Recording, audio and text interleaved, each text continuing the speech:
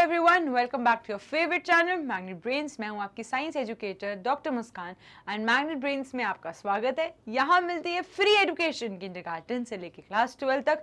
Magnet brains में आपको किसी भी तरीके के ट्रांजैक्शन पेमेंट की नीड नहीं है, because magnet brains high quality education आप तक पहुंचाते हैं, वो भी एकदम फ्री ऑफ कॉस्ट।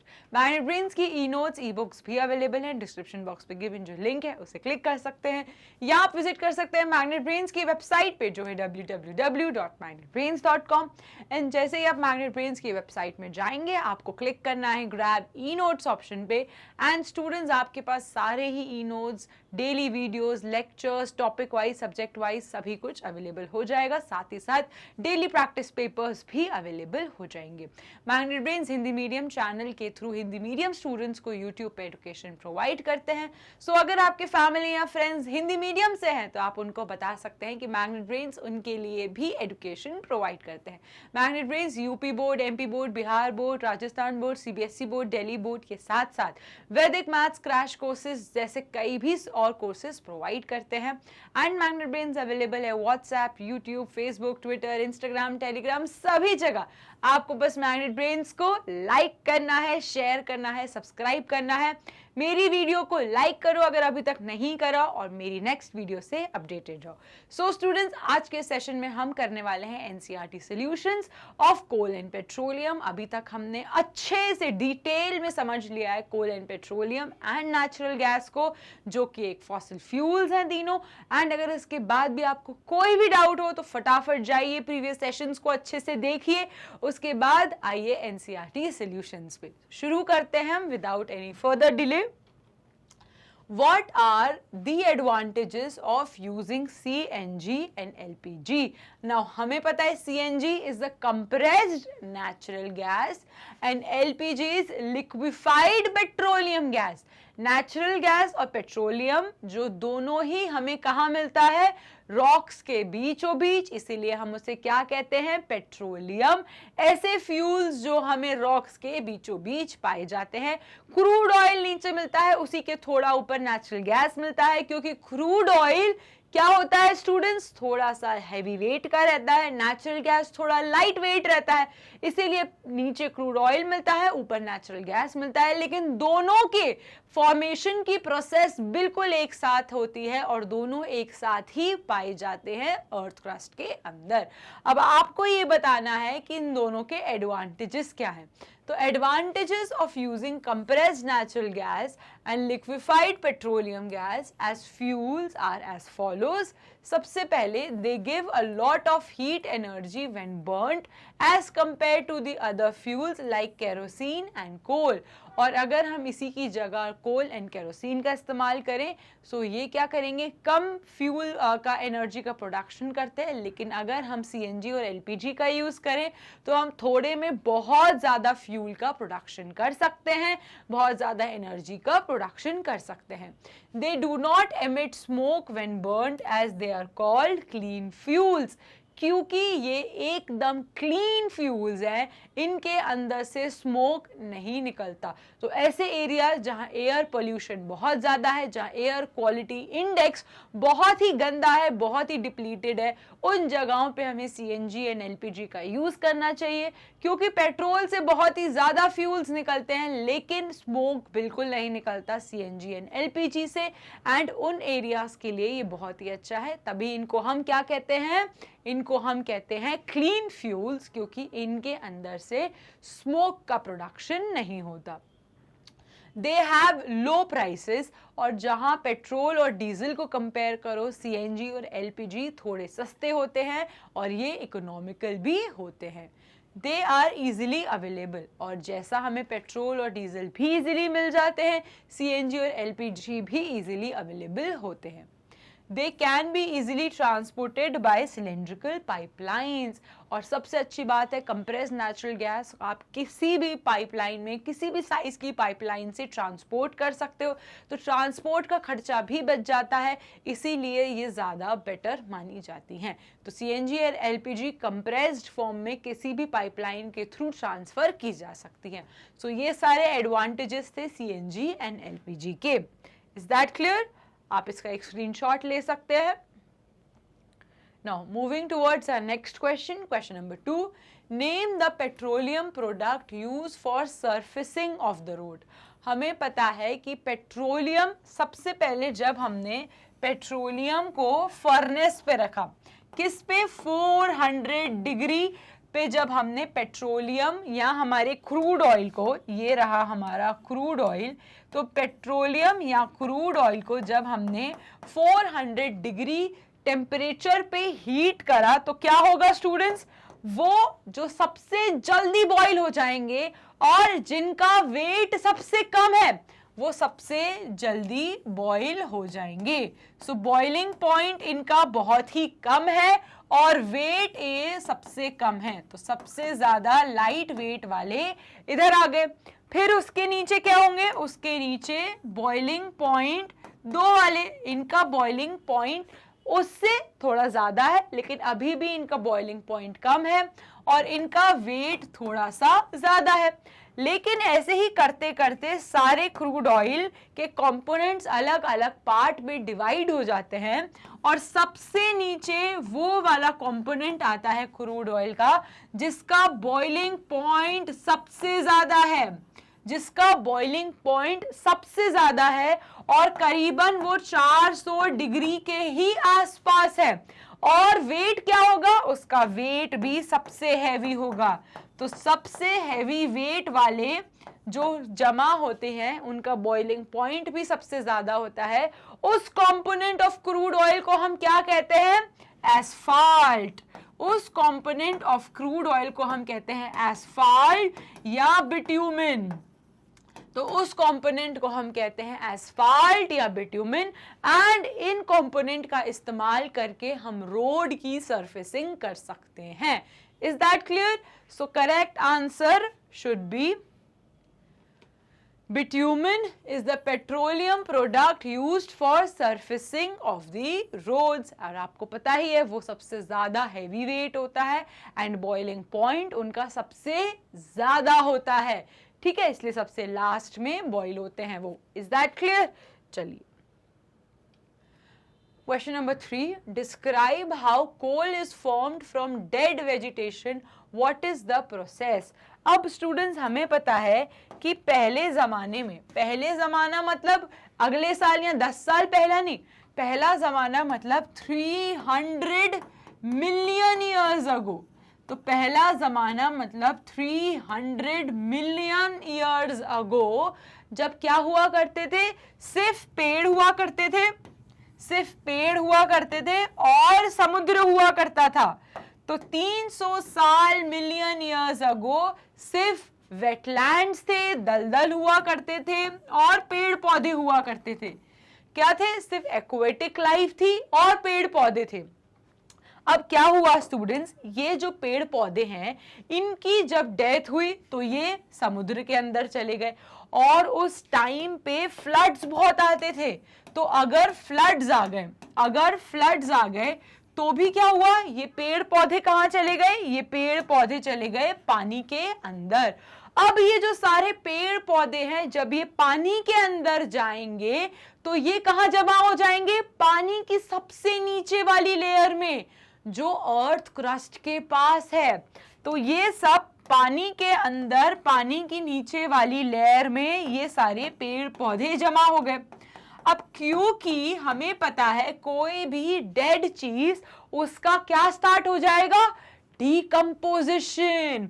अब इन पेड़ पौधों का डीकंपोजिशन स्टार्ट हो गया, इन पेड़ पौधों का डीकंपोजिशन स्टार्ट हो गया और ये डीकंपोज होते होते अर्थ क्रस्ट के अंदर धंसते हुए चले जाएंगे। क्या होगा, इनके ऊपर मिट्टी, रॉक, सॉइल की लेयर जमा हो जाएगी, फिर ये और पेड़ पौधे फिर आए, फिर ये और धंस गए। तो ऐसे करते करते ये जो डेड प्लांट्स हैं ये जमीन के अंदर धंसते चले जाएंगे और एक पॉइंट आएगा जब ये जमीन के अंदर 1000 फीट अंदर तक धंस जाएंगे। सो अब ये जमीन के अंदर 1000 फीट तक धंस गए या बरीड हो गए।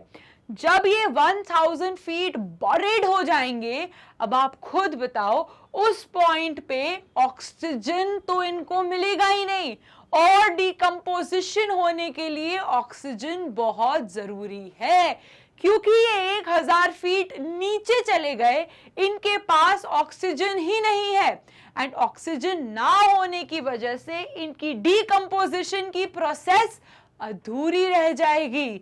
तो यहाँ पे क्या हो जाएगा इनके साथ?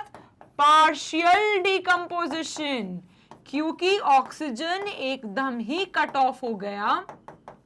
ये जमीन के अंदर 1000 फीट चले गए, इनका ऑक्सीजन ही कट हो गया, अब इनका डिकम्पोजिशन की प्रोसेस वहीं रुक गई। अब क्या होगा स्टूडेंट्स? धीरे धीरे टाइम 1000 साल गुजरे, 2000 साल, 3000 साल के बाद क्या हुआ? ये जो प्लांट रिमेन्स है, अब ऐसी रिमेन्स जो आधे अधूरे डिकम्पोज हुए हैं, वो किस में कन्वर्ट हो गए? वो कन्वर्ट हो गए कोल में। सो ये धीरे धीरे कन्वर्ट हो गए कोल में, ठीक है। और स्टूडेंट्स, कोल में कन्वर्ट करने के लिए 3 बहुत मेजर इंपॉर्टेंट चीजें चाहिए। वो है नो ऑक्सीजन सप्लाई, क्योंकि जमीन के अंदर 1000 फीट अंदर कोई ऑक्सीजन नहीं होता। दूसरा, बहुत हाई टेम्परेचर। आप इमेजिन करो, आप अर्थ क्रस्ट के 1000 फीट नीचे हो, वहां पे बहुत ही ज्यादा हाई टेम्परेचर रहता है एंड हाई प्रेशर रहता है। तो क्योंकि अर्थ क्रस्ट के अंदर कोई ऑक्सीजन नहीं रहता, हाई टेम्परेचर रहता है, हाई टेम्परेचर रहता है, हाई प्रेशर रहता है, इसीलिए ये जो प्लांट रिमेन्स है, ये जो प्लांट रिमेन्स है, ये कन्वर्ट हो गए किसमें? ये कन्वर्ट हो गए सारे के सारे कोल में। Is that clear? ये कन्वर्ट हो गए कोयले में, कोल में। अब आपको समझ आया कि कोल का फॉर्मेशन सिर्फ जमीन के अंदर ही हो सकता है, क्योंकि जमीन के अंदर इतना ज्यादा हाई टेम्परेचर, हाई प्रेशर और कोई ऑक्सीजन नहीं है, जो जमीन पे पॉसिबल नहीं है, एंड जमीन के अंदर ही वो पॉसिबल है। इसीलिए कोल हमेशा जमीन के नीचे ही फॉर्म हो सकती है। Is that clear? और कोल फॉर्म कैसे होगी? प्लांट के रिमेन से, जो स्लोली किसमें कन्वर्ट होते हैं? कोल में, because of no oxygen, high temperature and high pressure. Is that clear? चलो अब देख लेते हैं हम how coal is form and conversion. और हमें पता है स्टूडेंट्स, प्लांट्स मेनली किससे बने हैं? सो प्लांट्स बने हैं कार्बन से। किससे बने हैं? प्लांट्स बने हैं कार्बन से। और प्लांट्स जब डिकम्पोज होते हैं तो क्या होता है? उनको धीरे धीरे वो कन्वर्ट होते हैं किसमें? कोल में। तो कोल का भी मेजर सोर्स क्या होगा? कार्बन। तो कोल का भी मेजर सोर्स कार्बन होगा। एंड कोल बन पाया क्योंकि प्लांट्स के पास कोई ऑक्सीजन नहीं था, बहुत ही ज्यादा हाई टेम्परेचर था, बहुत ही ज्यादा हाई प्रेशर था, और ऐसी प्रोसेस में जिसमें plants because of no oxygen and decomposition की प्रोसेस अधूरी रह गई, वो हाई टेम्परेचर, हाई प्रेशर की वजह से कन्वर्ट हो गए किसमें? कोल में। तो इस प्रोसेस को हम क्या कहते हैं? इस प्रोसेस को हम कहते हैं कार्बनाइजेशन। तो इस प्रोसेस को हम कहते हैं कार्बनाइजेशन, जिसमें प्लांट के रिमेन्स कन्वर्ट होते हैं कोल में। तो प्लांट के रिमेन्स कन्वर्ट हो गए कोल में। और कोल की फॉर्मेशन की प्रोसेस को क्या कहते हैं? कोल जो बनता है उस प्रोसेस को कहते हैं कोलिफिकेशन। तो कोल की बनने की प्रोसेस को हम कहेंगे कोलिफिकेशन, एंड प्लांट रिमेन से कोल बनने की प्रोसेस को हम कहते हैं कार्बनाइजेशन। Is that clear? और कोल बनने की प्रोसेस को हम क्या कहेंगे? कोलिफिकेशन। नाउ अब आई होप आपको कोई भी डाउट नहीं होना चाहिए। अब देख लेते हैं हम इसको। Coal is made up of the remains of dead plants and animals buried in the ground, exposed to high temperatures and pressure in the absence of air.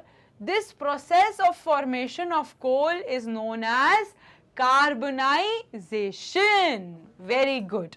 So आपको पता चल गया इस प्रोसेस को क्या कहते हैं. Now let's come to next question. Question number 4. Fill up the blanks. जिसमें पहला ऑप्शन है fossil fuels are, repeat after me, fossil fuels are coal, petroleum and natural gas. Very good. So fossil fuels are coal, petroleum and natural gas. Question number B. The process of separation of different constituents of petroleum is called, उस process में को जिससे हम petroleum यानी कि crude oil को अलग अलग बॉइलिंग पॉइंट के अकॉर्डिंग सेपरेट कर देते हैं एक फर्नेस के अंदर, उसको क्या कहते हैं students? Refining of petroleum. Very good. Question number C. Least polluting fuel for vehicle is, अभी जस्ट हमने देखा CNG is the least polluting, क्योंकि सबसे कम क्या निकलता है इससे सबसे कम कोक का प्रोडक्शन होता है और सबसे ज्यादा कम स्मोक निकलती है, इसीलिए इसे हम क्या कहते हैं? क्लीन गैस कहते हैं. क्यों हम CNG को क्लीन गैस कहते हैं? क्योंकि स्मोक का प्रोडक्शन सबसे कम कंप्रेस्ड नेचुरल गैस से रिलीज होता है. Now coming to next question. Question number 5. True false against the following statement. आप अगर ये सही है तो सही लगाइए, गलत है तो क्रॉस लगाइए. ठीक है. सो पहला क्वेश्चन देख लेते हैं. Fossil fuels can be made in laboratory. क्या हम फॉसिल फ्यूल को लैब में बना सकते हैं? आंसर बताओ मुझे. बिल्कुल भी नहीं, क्योंकि क्या हम लैब में 500 या उससे ज्यादा टेम्परेचर दे सकते हैं जो अर्थ क्रस्ट के अंदर है? जस्ट इमेजिन 500-600 डिग्री आप दे सकते हो लैब में? बिल्कुल नहीं दे सकते. आप हाई प्रेशर दे सकते हो? बिल्कुल नहीं दे सकते. आप वो नो ऑक्सीजन एनवायरनमेंट क्रिएट कर सकते हो? नहीं, जो अर्थ क्रस्ट ही प्रोवाइड कर सकती है. इसीलिए फॉसिल फ्यूल्स अर्थ क्रस्ट के अंदर ही बन सकते हैं. सो फर्स्ट का आंसर होगा false. Now question number B. CNG is more polluting fuel than petrol. No, CNG is the least polluting, क्योंकि CNG is a clean gas, सबसे कम स्मोक प्रोड्यूस होता है. C.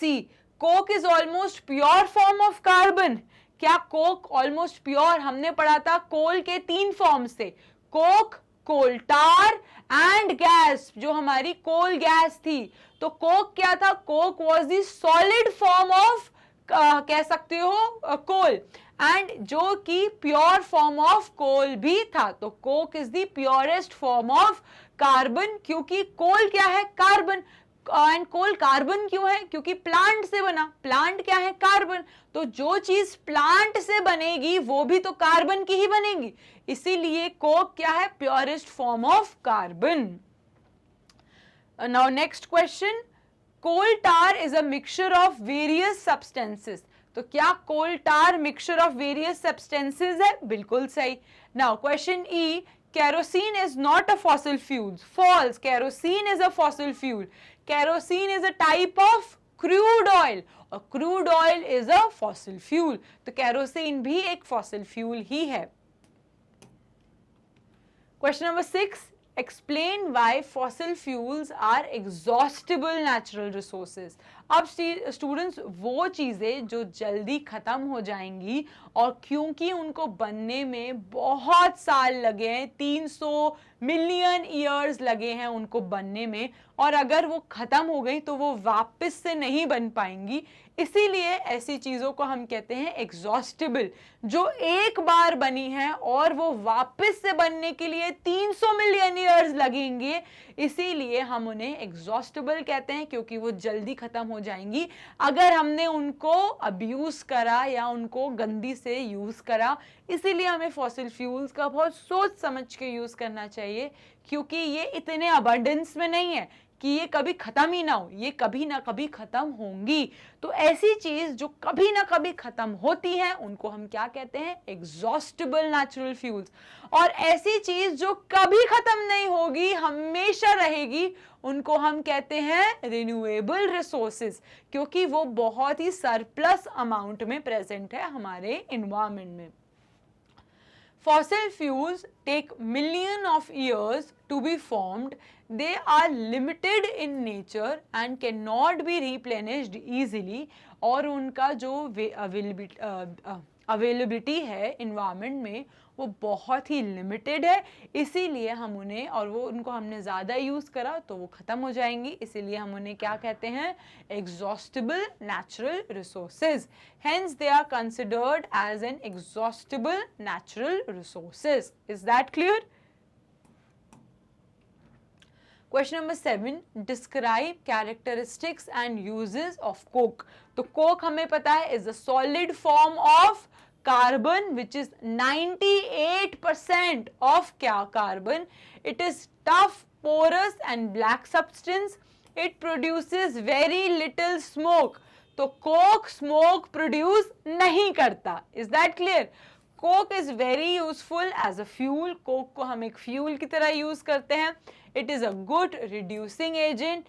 It is widely used as metallurgical process to reduce metals from their oxides and it is used for producing water gas. तो Coke का इस्तेमाल हम water gas की production में करते हैं। लैब में जब हमें ऑक्साइड से अलग करना होता है, मेटल को रिड्यूस करने के लिए हम कोक का इस्तेमाल करते हैं। तो Coke is the 98% of carbon which is the purest form of carbon which is available. Is that clear? तो कोक के बारे में हमने देख लिया। अब आते हैं हम नेक्स्ट क्वेश्चन पे। Question number 8, explain the process of formation of petroleum. अब जहां हमने प्लांट रिमेन्स पढ़े, अब आप वापस से चले जाओ 300 मिलियन ईयर्स अगो। अब हम वापस से चले जाते हैं 300 मिलियन ईयर्स अगो। वापस से हम चले जाते हैं 300 मिलियन ईयर्स अगो, जहां पे क्या हुआ करते थे? बहुत ही ज्यादा ओशंस, मरीन लाइफ ज्यादा थी। तो उस जमाने में क्या था? बहुत ही ज्यादा मरीन लाइफ थी। अब स्टूडेंट्स, मरीन या एक्वेटिक लाइफ उस जमाने में बहुत ही सिंपल हुआ करती थी। सो यहाँ पे सिंपल सी मरीन लाइफ है, यहाँ पे सिंपल सी मरीन लाइफ है। Is that clear? अब ये जो मरीन लाइफ है, ये जब तक जिंदा है तब तक तो ये पानी के अंदर फ्लोट करती है, बट जैसे ही इनकी डेथ हो जाती है, ये कहाँ जाती हैं? ये जाती हैं हमारे ओशन की सबसे नीचे वाली लेयर में। तो इनकी डेथ के बाद ये ओशन की सबसे नीचे वाली लेयर में चली जाएंगी, और क्योंकि इनकी डेथ हो जाएगी तो इनका क्या स्टार्ट हो जाएगा? डिकम्पोजिशन। और अर्थ क्रस्ट, ओशन की सबसे नीचे वाली लेयर के नीचे क्या प्रेजेंट है? Earth crust. सो ये जो ऑर्गेनिजम्स हैं जिनकी डेथ हो गई, ये क्या होंगे? ये अर्थ क्रस्ट पे आके ऐसे जमा हो जाएंगे। ये अर्थ क्रस्ट पे आके ऐसे जमा हो गए, और अब इनका क्या स्टार्ट होगा? इनका स्टार्ट होगा डिकम्पोजिशन। और जैसे ही इनका डिकम्पोजिशन होता जाएगा, ये अर्थ क्रस्ट की नीचे वाली लेयर में आते जाएंगे। फिर क्या होगा? इनके ऊपर क्या जमा हो जाएगा? Clay, sand and rocks. इनके ऊपर क्ले, सैंड एंड रॉक्स। और ऑर्गेनिज्म जिनकी डेथ हुई वो जमा हो गए, उनके ऊपर क्ले, सैंड एंड रॉक्स। तो ऐसे करते करते इनकी जो लेयर है वो नीचे जमीन के अंदर ढसती चली जाती है, और ये भी जमीन के अंदर कितने चले जाएंगे? 1000 फीट। ये जो एनिमल्स हैं ये भी जमीन के अंदर चले जाएंगे 1000 फीट। और जब ये जमीन के अंदर 1000 फीट चले जाएंगे तो क्या होगा? इनका कट ऑफ हो जाएगा ऑक्सीजन से। सो अब इनका एटमॉस्फेरिक ऑक्सीजन से कट ऑफ हो गया। So no oxygen. और क्योंकि अब इन एनिमल्स जो डेड हैं इनको ऑक्सीजन नहीं मिला, इनका डिकम्पोजिशन वहीं रुक जाएगा। तो अब इनका पार्शियल डिकम्पोजिशन हो गया। एंड स्टूडेंट्स क्या होंगे, ये जो एनिमल रिमेन्स, ये जो एनिमल रिमेन्स बचे हैं जो कि पार्शियल डिकम्पोजिशन से हमें मिले हैं, उनको क्या मिलेगा, बहुत ही ज्यादा high temperature and high pressure, क्योंकि जमीन के अंदर बहुत ही ज्यादा क्या होगा, हाई टेम्परेचर एंड प्रेशर, जिसकी वजह से ये जो डेड रिमेन्स हैं, ये जो एनिमल रिमेन्स हैं, ये कन्वर्ट हो जाएंगे किसमें, ये कन्वर्ट हो जाएंगे पेट्रोलियम एंड नेचुरल गैस में।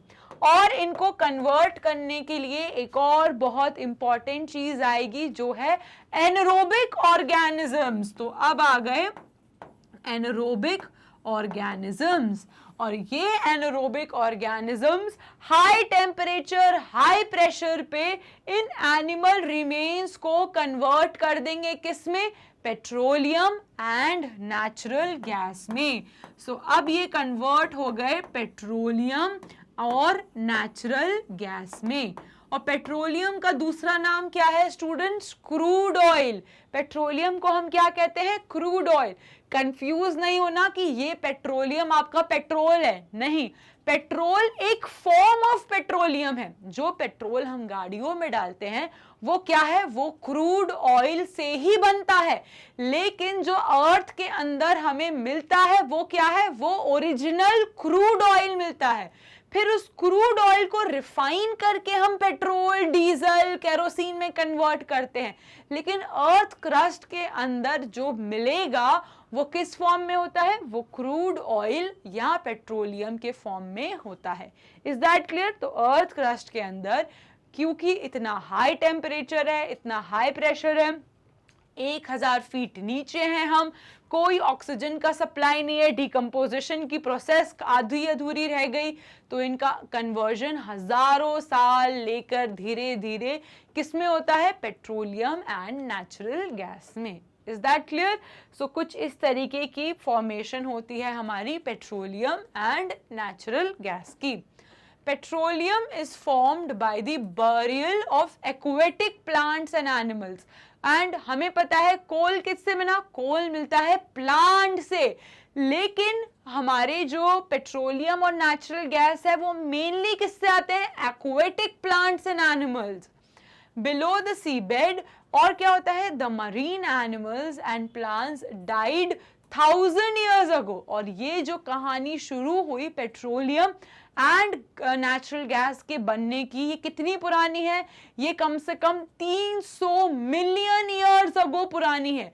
तब से इनका प्रोसेस शुरू हुई है एंड पेट्रोलियम और नेचुरल गैस बन पाए। अब क्या हुआ, ये जैसे इनकी डेथ हुई, ये सेटल डाउन हो गए नीचे सी बेड पे, एंड सी बेड में इनका डिकम्पोजिशन शुरू हुआ। लेकिन जब सी बेड में इनका जैसे डिकम्पोजिशन शुरू हुआ, इनके ऊपर सॉइल रॉक की लेयर आती गई, फिर दूसरे ऑर्गेनिज्म आए, फिर सॉइल और रॉक की और सैंड की लेयर आई। तो ऐसे करते करते ये बहुत ही ज्यादा जमीन के अंदर धंस गए, कम से कम 1000 फीट जमीन के अंदर धंस गए। और क्योंकि ये इतने जमीन के अंदर बरीड हो गए, इनका ऑक्सीजन सप्लाई कट हो गया एंड एनारोबिक बैक्टीरिया ने कन्वर्ट कर दिया इन डेड एनिमल रिमेन्स को किसमें, पेट्रोलियम एंड नेचुरल गैस में। Is that clear? Now, in anaerobic condition, microorganisms decompose this organic matter because of high pressure. क्योंकि अर्थ के अंदर इतना ज्यादा हाई प्रेशर है, बहुत ही ज्यादा हीट है, और ये जो डेड रिमेन्स हैं ये कन्वर्ट हो गए slowly into petroleum. Is that clear? ठीक है स्टूडेंट्स, तो पेट्रोलियम में ये कन्वर्ट हो गए और ये पूरी प्रोसेस थी formation of petrol. Now coming to question number 9, the following table shows the total power shortage in India. अब ये जो टेबल है ये पावर शॉर्टेज इन इंडिया दिखा रही है from 1991 to 1997। Show the data in the form of a graph, plot the shortage percentage for the years on the Y axis and year on the short the आपको बताना है shortage percentage Y axis पे and year बताना है आपको x axis में। ठीक है स्टूडेंट्स, तो कुछ इस तरीके का ग्राफ प्लॉट होगा जिसमें हमने शॉर्टेज बताई है वाई एक्सिस में और कितने साल में क्या शॉर्टेज है वो हमने बताई है एक्स एक्सिस में। ये है हमारा Y axis and this is our X axis. इसका स्क्रीनशॉट ले सकते हैं आप एंड कुछ इस तरीके का ग्राफ प्लॉट होगा। ओके, नाउ इसी के साथ हमने फिनिश कर लिया है हमारे NCERT solutions of chapter coal and petroleum. अगर आपको कोई भी डाउट हो स्टूडेंट्स तो feel free to contact me through our comment section and student magnet brains provide करते हैं free notes, e books and e notes. आपको बस डिस्क्रिप्शन बॉक्स पे जाना है, क्लिक करना है या आप विजिट कर सकते हैं मैग्नेट ब्रेन्स की वेबसाइट पे जो है www.magnetbrains.com। एंड जैसे ही आप वेबसाइट को विजिट करेंगे ग्रैब ई नोट्स ऑप्शन आएंगे जिसमें सारे लेक्चर्स, वीडियोस, क्लास वाइज सभी कुछ अवेलेबल होगा। Magnet brains English medium channel YouTube पे अवेलेबल है ही, साथ ही साथ हिंदी मीडियम चैनल भी है। अगर आपके फ्रेंड्स हिंदी मीडियम से हैं तो जाइए उनको बताइए कि magnet brains Hindi medium students को भी फ्री एजुकेशन प्रोवाइड करते हैं। Now students, magnet brains CBSE, Delhi board, Bihar board, Rajasthan board, UP board, MP board के साथ साथ कई और कोर्सेज भी प्रोवाइड करते हैं जैसे क्रैश कोर्सेज, वैदिक मैथ्स एंड स्पोकन इंग्लिश। लेकिन इन सारी नॉलेज को गेन करने के लिए आपको मैग्नेट ब्रेन्स को लाइक करना है, शेयर करना है, सब्सक्राइब करना है। मैग्नेट ब्रेन्स अवेलेबल है WhatsApp, YouTube, Facebook, Twitter, Telegram, Instagram, YouTube, सभी जगह। आपको बस लाइक करते रहना है वीडियोस को, सब्सक्राइब करते रहना है मैग्नेट ब्रेन्स को। एंड स्टूडेंट्स, जैसा कि मैं हमेशा कहती हूँ, happy learning, stay tuned and have a nice day.